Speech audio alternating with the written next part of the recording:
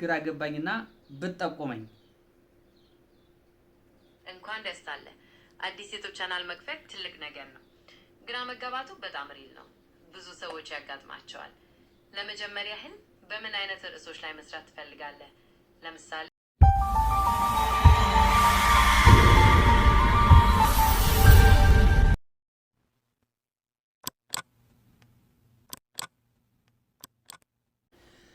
አሰላሙ አለይኩም ወራህመቱላህ ወበረካቱ።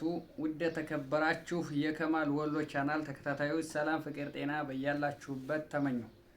ዛሬ አንድ አስገራሚ የሆነ ቪዲዮ ይዤላችሁ ብቅ ብያለሁ። ይህንን ቪዲዮ ላይክ በማድረግ ጀምሩት። ቀጥታ ወደ ቪዲዮ። ዛሬ ያመጣሁላችሁ መረጃ ስለ ጀመናይ ነው። ጀመናይ ምንድነው የሚለውን ነገር በስርዓት የምናይ ይሆናል። ለኛስ ምንድነው ጥቅሙ፣ ለአዲስ ዩቲዩበሮች ያለው ጠቀሜታስ ምንድነው የሚለውን አብረን እናያለን። እስከ መጨረሻው ተከታተሉን። ጀመናይ እንግዲህ አንዳንድ ሰዎች መረጃ እንዴት እንደሚሰጥ እንዴት እንደሚጻፍ እንዲሁም ደግሞ መስራት ፈልገን አይዳ እንዴት እንደምናገኝ ለተቸገርን ሰዎች ጀመናይ ይጠቅመናል ማለት ነው። ጀመናይ ዩቲዩብ ለመስራት ፈልጋችሁ ሐሳብ አጣችሁ ወይም ደግሞ የተለያየ ስራ መስራት የምትፈልጉ ለምሳሌ በትምህርታችሁ ዙሪያ ሊሆን ይችላል፣ ስክሪፕት ልጽፉ ሊሆን ይችላል፣ እንዲሁም ደግሞ የተለያየ መረጃ ልትጽፉ የምትችሉ ሰዎች ልትኖሩ ትችላላችሁና ለዚህ በጣም አስፈላጊ የሆነ ጀመናይ ነው ማለት ነው። የፈለጋችሁትን ነገር ጠይቁት።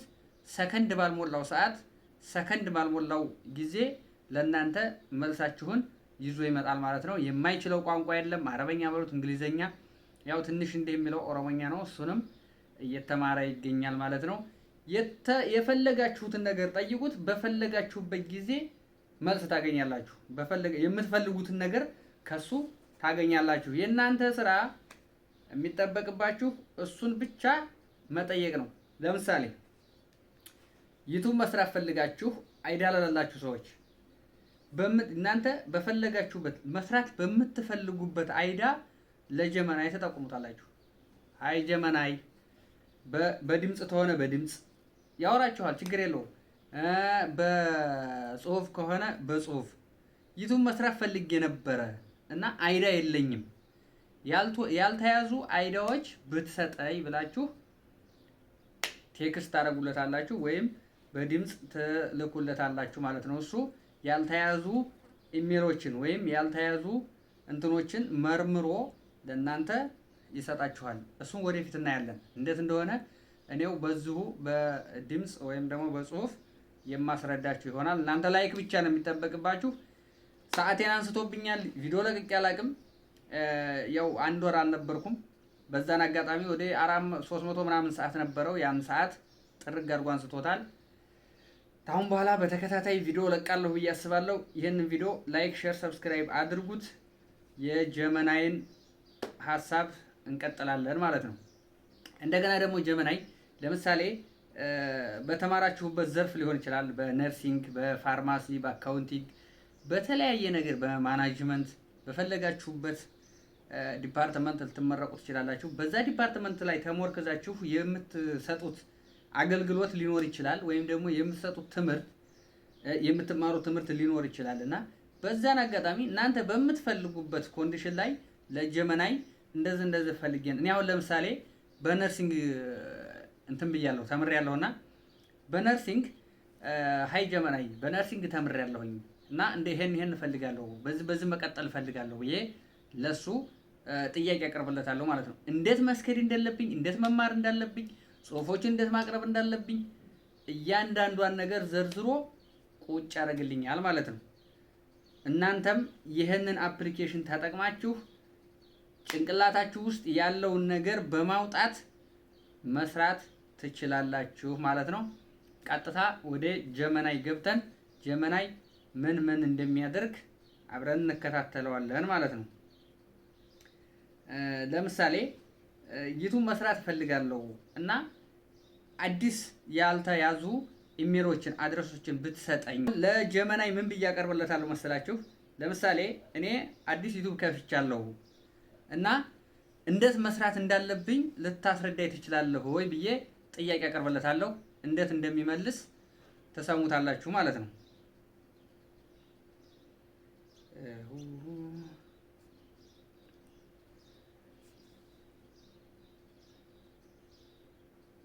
ሰላም ጀመናይ እንዴት ነህ? አዲስ ዩቲዩብ ከፍቼ ነበርና ይህንን ዩቲዩብ ለመስራት ሳስብ ግን ትንሽ ቅር ያለኝ ነገር በምን አይነት አይዲያ እንደምመጣ ለኦዲየንስ ምን አይነት አይዲያ ይዤ እንደምቀርብ ትንሽ ግራ ገባኝና ብትጠቁመኝ። እንኳን ደስ አለ። አዲስ ዩቲዩብ ቻናል መክፈት ትልቅ ነገር ነው። ግራ መጋባቱ በጣም ሪል ነው። ብዙ ሰዎች ያጋጥማቸዋል። ለመጀመሪያ ያህል በምን አይነት ርዕሶች ላይ መስራት ትፈልጋለህ? ለምሳሌ የምትወደው ነገር፣ የትርፍ ጊዜ ወይስ ያደግክበት ሙያ አለ? ስለ እነዚህ ነገሮች ብትነግረኝ ለቻናልህ አሪፍ ሀሳቦችን ለማፍለቅ ይረዳናል። ያደግኩበት ሙያ የለም። በነርሲንግ ተመርቄያለሁኝና በዛ በነርሲንግ ወደ ተከታዮቼ ይዤ መጥቼ ብዙ ማስተማር እፈልጋለሁና አንዳንድ ነገር ብትጠቁሙኝ። በነርሲንግ ሙያህ ማስተማር መፈለግህ ትልቅ ሀሳብ ነው። ለተከታዮችህ የሚሆን አሪፍ ይዘት ለመፍጠር በእነዚህ ርዕሶች ላይ ማተኮር ትችላለህ። ለምሳሌ የተለመዱ የጤና ችግሮችን መከላከል፣ የመጀመሪያ እርዳታ ትምህርቶች፣ ወይም ደግሞ የነርሲንግ ሙያ በራሱ ምን እንደሚመስል ማሳየት። የትኛው ርዕስ ይበልጥ ይስብሃል? ወይስ ሌላ የተለየ ሀሳብ አለ? ሌላ የተለየ ሀሳብ ደግሞ ማለት ነው አዲስ ዩቲዩብ ለሚከፍቱ ሰዎች ምን ትመክሪያቸዋለሽ? አሁን ምን ልንሰራ ነው ብለው ለሚቸገሩ፣ እኔ አይዲያ የለኝም በምን አይነት ዘርፍ ብቀርብ ተመልካች አፈራለሁኝ ብለው ለሚሉ ሰዎች ምን ትመክሪያቸዋለሽ? ለጀማሪዎች የምሰጠው ምክር መጀመሪያ በደንብ የምታውቀውንና የምትወደውን ርዕስ ምረጥ ነው። ያኔ በራስ መተማመን ማስተማር ትችላለህ። ሰዎችም ፍላጎቱ ይገባቸዋል። ሌላው መጀመሪያ ፍጹም ለመሆን አትሞክር። ዝም ብለህ ቪዲዮዎችን መስራትና መልቀቅ ጀምር። እያደረግክ ትሻሻላለህ። እንዲሁም የአድማጮችን አስተያየት ማዳመጥና እነሱ የሚፈልጉትን ማቅረብ በጣም ወሳኝ ነው። ተመልካች ለማፍራት ጊዜ እንደሚያስፈልግ አትዘንጋ። በትዕግስት ቀጥልበት። ሌሎች ጥያቄዎች ካሉ መጠየቅ ትችላለህ። ኦኬ፣ አንዳንድ ችግሮች አሉ። አሁን እኛ ዩቲዩብ ስንሰራ ወይም ደግሞ ቲክታክ ስንሰራ የተለያዩ ሶሻል ሚዲያ ላይ ስንሰራ ቶሎ ላይክ እና ቪው ካላገኘን በጊዜ የሆነ የመሰልቸት ባህሪና የማቋረጥ ባህሪ አለ። ለዚህ ምን ትመክርናለሽ? እውነት ነው። ላይክ እና ቪው ወዲያው ካልመጣ ተስፋ መቁረጥ ቀላል ነው። ግን ዋናው ነገር ተከታታይነት ነው። በየቀኑ አዳዲስ ነገሮችን መሞከርና ማሻሻል አለብህ። ሰዎችን የሚያስደምም ይዘት ለመፍጠር ጥረት ማድረግህን አታቁም። ደግሞ ከሌሎች ጋር ለመተዋወቅ፣ አስተያየት ለመለዋወጥ ሞክር። ይህ ሁሉ ተደማምሮ ለውጥ ያመጣል። ተስፋ ሳትቆርጥ እንድትቀጥል የሚያነሳሳ ነው። ኦኬ፣ አቋርጥሽ። በሰው ሀገር ነው የምኖረው፣ በበረሃ እንዴት ያለ ይዘት ይዤ እንደምቀርብ ልጠቁሚ ትችላለሽ። ዲስክሪፕሽን ላይ እንዴት አድርጌ እንደማስቀምጥ፣ እንደገና ደግሞ ለእህቶቼ በበረሃ ላይ በመዳም ቤት ለሚሰሩ እህቶቼ እስኪ ምክር ስጫቸው፣ እንዴት አድርገው እንደሚሰሩና ተስፋ እንዴት ባለመቁረጥ ትልቅ ደረጃ እንደሚደርሱ ቪዲዮ እንዴት ያለ ቪዲዮ ለቀው ተመልካች እንደሚያገኙ ይሄ ልታስረጅልኝ ትችላለሽ? በበረሃ ውስጥ እንደመኖርህ አነጋጋሪ ልምዶችን ማካፈል ትችላለህ። ለምሳሌ በዚያ መኖር ምን እንደሚመስል፣ ባህሉን፣ የሚያጋጥሙህን ተግዳሮቶችን እንዴት እንደምትወጣቸው በቪዲዮ ማሳየት። ለተከታዮች ደግሞ በተለይ በቤት ውስጥ ለሚሰሩት ተስፋ እንዳይቆርጡና ጠንክረው እንዲሰሩ የሚያበረታታቸው ጠቃሚ ምክሮች ወይም ደግሞ ስኬታማ የሆኑ ሰዎችን ታሪክ ማካፈል ትችላለህ። ዲስክሪፕሽንህ ላይ ደግሞ በየቪዲዮ ውስጥ የምትናገረውን በአጭሩ ማስቀመጥ፣ ሰዎችን ሊስቡ የሚችሉ ቁልፍ ቃላቶችን መጠቀም ትችላለህ። እንደነዚህ አይነት ሀሳቦች እንዴት ይታዩሃል? ወይስ ሌላ የተለየ ፍላጎት አለ? እንደሰማችሁት ነው። የፈለጋችሁትን ነገር መጠየቅ ትችላላችሁ። ስለ ኪችን አሰራር፣ ስለ በቃ የፈለጋችሁትን መዳም ጋር እንደዛ። አሁን ለምሳሌ ቋንቋ አዲስ የሆናችሁ ቋንቋ መግባባት ከመዳማችሁ ጋር ቋንቋ መግባባት ላልቻላችሁ የፈለጋችሁትን ጥያቄ ለጀመናይ ብቻ ማቅረብ ነው የእናንተ ስራ። ጀመናይ ፍትትት አድርጎ ያቀርብላችኋል። ለምሳሌ በአረበኛ አንድ ጥያቄን ጠይቀው እኔ ዛሬ ራሴን አሞኛልና ስራ መስራት አልችልም እና ኢጃዛ ፍቀድልኝ ብዬ ለማናገር ሰውዬን አረበኛ አልችልምና እንዴት ላስረዳው ብዬ ልጠይቃት። እሺ ሰላም ጀመናይ፣ እኔ ዛሬ ትንሽ ራሴን አሞኛልና አረበኛ ደግሞ ቋንቋ አልችልም እና ሰውዬን ኢጃዛ ለወጣ ነው ወይም እረፍት ያስፈልገኛል ብዬ ላስፈቅድ ነበር እና ቋንቋውን እንደ ብዬ እንደማናገር ላውቀው አልቻልኩም። ይሄንን ብትናገሪልኝ ወይም ደግሞ ብታሳውቂኝ።